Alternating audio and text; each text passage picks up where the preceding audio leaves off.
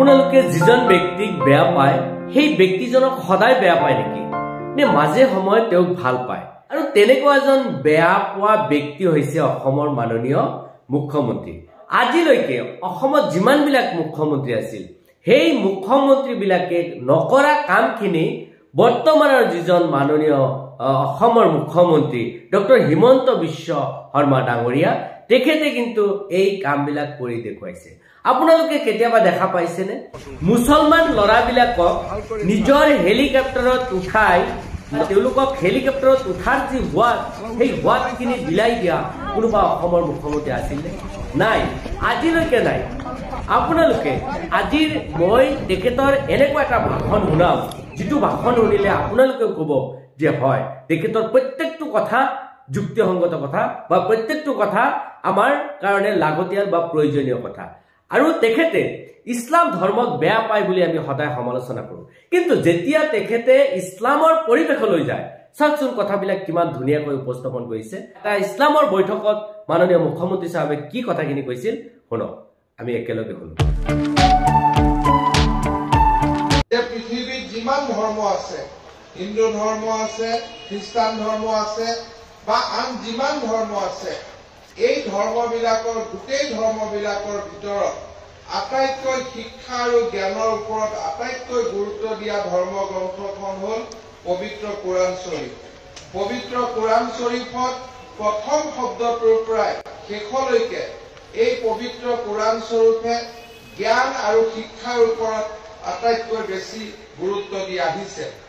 আৰু এই পবিত্ৰ ইছলাম ধৰ্মৰ এজন পবিত্ৰ সেৱক হিচাপে এজন সদস্য হিচাপে এই যিটো জ্ঞানৰ যি পৰম্পৰা বা শিক্ষাৰ যি পৰম্পৰা ইয়াক ধৰি ৰখাটো আমাৰ আটাইৰে আমাৰ দায়িত্ব বিশেষকৈ ইছলাম ধৰ্মী লোকসকলৰ দায়িত্ব জ্ঞান বুলি কওঁতে আমি সকলোৱে জানো যে আমাৰ বিশ্বনবী হজৰত মহম্মদে জ্ঞানৰ বাবে ইছলাম ধৰ্মী লোকক প্ৰয়োজন হলে চীন দেশলৈ যাব কৈছিল আৰু তেখেতে ইমানলৈকে কৈছিল যে এজন জ্ঞানী লোকৰ কলমৰ যি মূল্য সেই কলমৰ মূল্য এজন শ্বহীদৰ মূল্যতকৈ শ্বহীদৰ তেজৰ মূল্যতকৈও বেছি তেখেতে জ্ঞান আৰু শিক্ষাৰ ওপৰত আটাইতকৈ বেছি গুৰুত্ব দিছিল আৰু সেইকাৰণে আমাৰ যি এই মাদ্ৰাছা আমাৰ যি পবিত্ৰ যি ইছলামিক শিক্ষাৰ যি মেইন কেন্দ্ৰ এই মাদ্ৰাছা বিলাকৰ পৰা জ্ঞান আৰু শিক্ষাৰ এটা ডাঙৰ পোহৰ সমগ্ৰ সমাজখনত বিয়পাৰ আজি প্ৰয়োজন আছে আমাৰ মানুহ আগবাঢ়িছে মানুহৰ গাড়ী হৈছে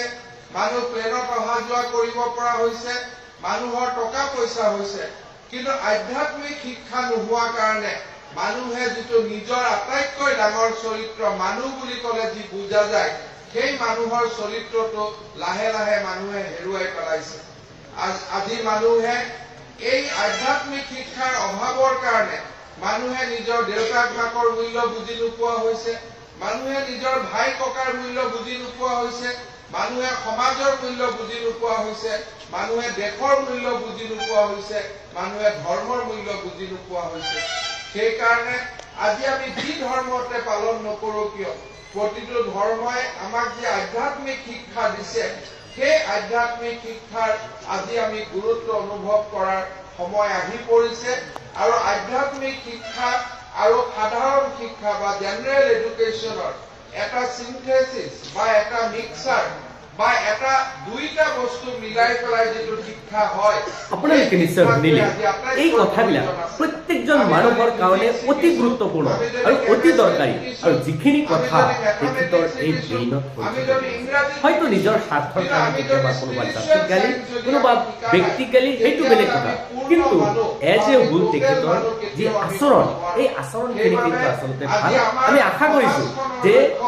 প্ৰত্যেকেই তেখেতৰ আচল যিবিলাক কৰ্ম যিবিলাক ভাল কৰ্মবিলাক প্ৰয়োজন আছে আৰু হাজাৰ হাজাৰ তেনেকুৱা উদাহৰণ আছে মই পৰৱৰ্তী সময়ত আপোনালোকক জনাই থাকিম